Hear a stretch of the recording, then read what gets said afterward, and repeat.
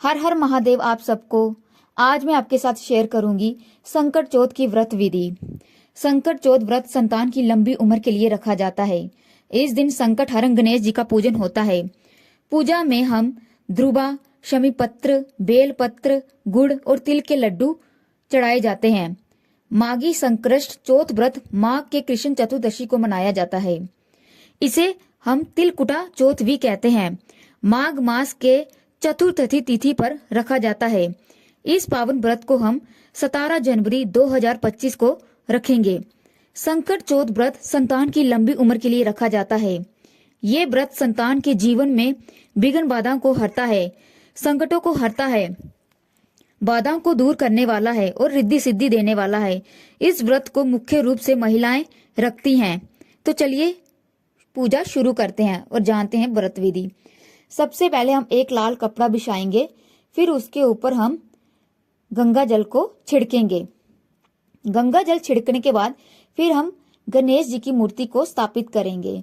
अगर मूर्ति ना हो तो हम फोटो भी रख सकते हैं। साथ में हम शिव परिवार की फोटो भी रखेंगे। तो सबसे पहले हम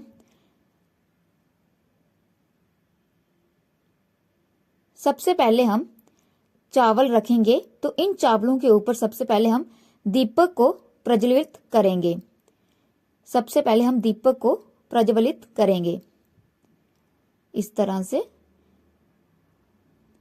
दीपक को रखने के लिए उनको चावलों का स्थान देना चाहिए। अब हम दीपक स्थापित करेंगे इस तरह से। जब भी पूजा शुरू करनी हो तो सबसे पहले हमें दीपक ही जलाना चाहिए, फिर उसके बाद हमें पूजा शुरू करनी चाहिए। तो आगे हम भगवान जी के ऊपर गंगा जल छिड़केंगे इस तरह से।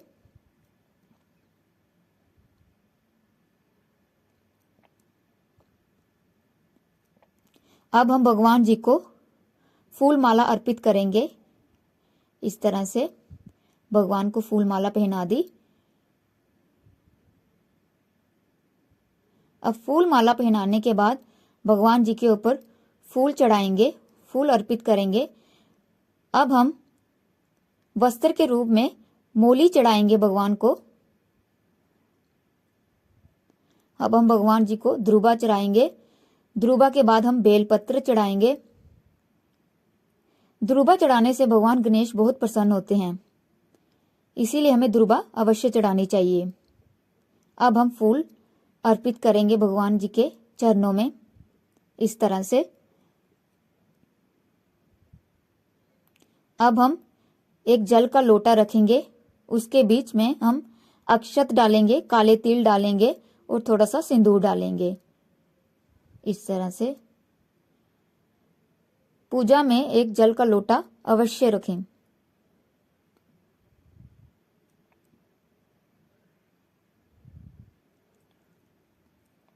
अब लोटे के ऊपर भी हम एक स्वास्तिक बना देंगे इस तरह से।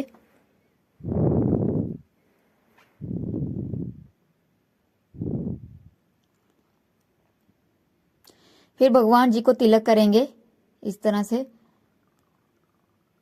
अब हम खुद भी तिलक कर लेंगे। अब भगवान जी को हम वंदना करेंगे, जो भी हमारी मनोकामना हो वो मांग लेंगे। अब भगवान जी को भोग चढ़ाएंगे। ये मेवा और तिल के लड्डू, तिल और गुड़ के लड्डू भगवान जी को बहुत प्रिय हैं और इस दिन तिल और गुड़ के लड्डू ही चढ़ाए जाते हैं विशेष रूप से। अब हम भगवान जी को प्रसाद चढ़ाएंगे मुरमुरे का। अब इसके बाद फल फ्रूट भी ऋतु के अनुसार चढ़ाएंगे। इस तरह से हम फल अर्पित करेंगे भगवान जी के चरणों में इस तरह से।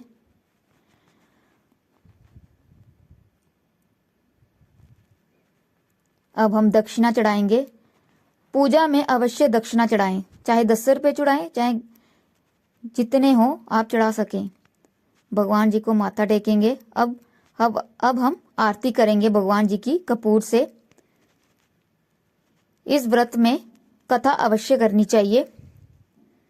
कथा करके फिर भगवान जी की आरती करें।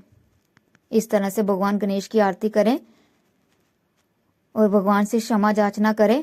फिर रात के समय आप चंद्रमा को देखकर अर्घ दें। इस व्रत में चांद की पूजा का विशेष महत्व होता है। शाम को चांद के दर्शन करने के बाद ही व्रत खोलें।